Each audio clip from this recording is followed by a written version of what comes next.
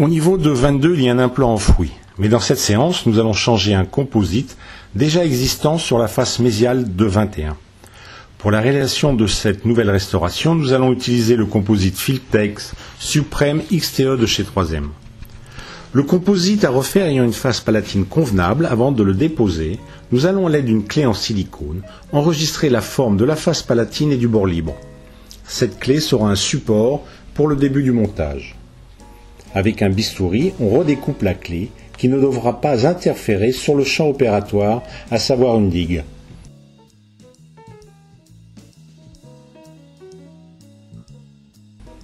La dépose de l'ancien composite se fait en protégeant la dent collatérale avec une matrice en métal.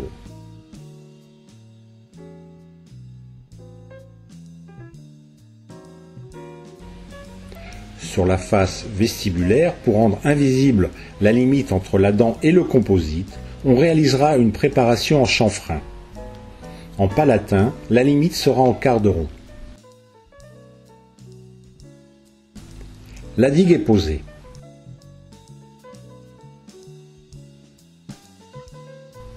Il y a ici une déchirure que l'on peut obturer avec un composite fluide.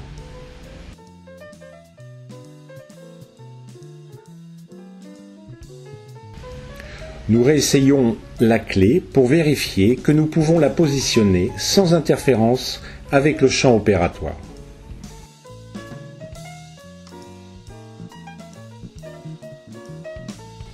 Nous réalisons le mordançage avec Scotch Bond Universal Etchant.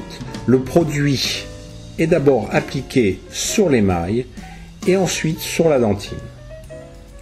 Puis rinçage pendant un temps équivalent au mordançage. Le séchage ne doit pas être excessif. L'adhésif est le Scotch Bond Universal Unidose. On expulse le contenu du liquide du réservoir et on tourne la microbroche pour l'imprégner du liquide.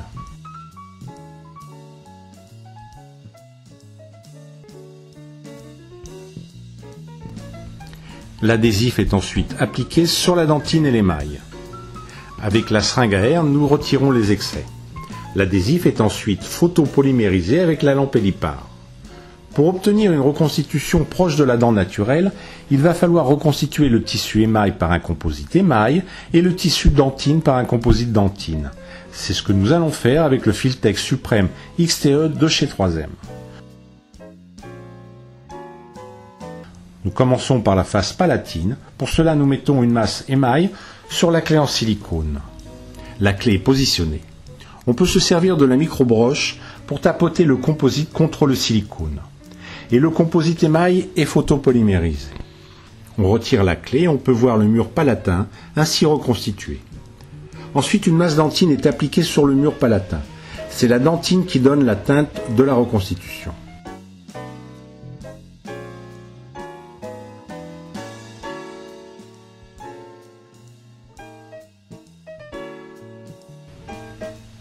On peut créer des mamelons. Le composite est ensuite photopolymérisé. Puis on applique la dernière couche de masse émail qui finit la restauration. Cette dernière couche peut être mise en excès pour donner une certaine latitude pour la finition. Ensuite, la digue est retirée et nous passons à l'étape réglage de l'occlusion et aux étapes de finition et de polissage. Les excès de matériaux sont retirés avec des fraises diamantées et en carbure de tungstène. Le polissage est réalisé avec les disques Soflex et les bandes proximales.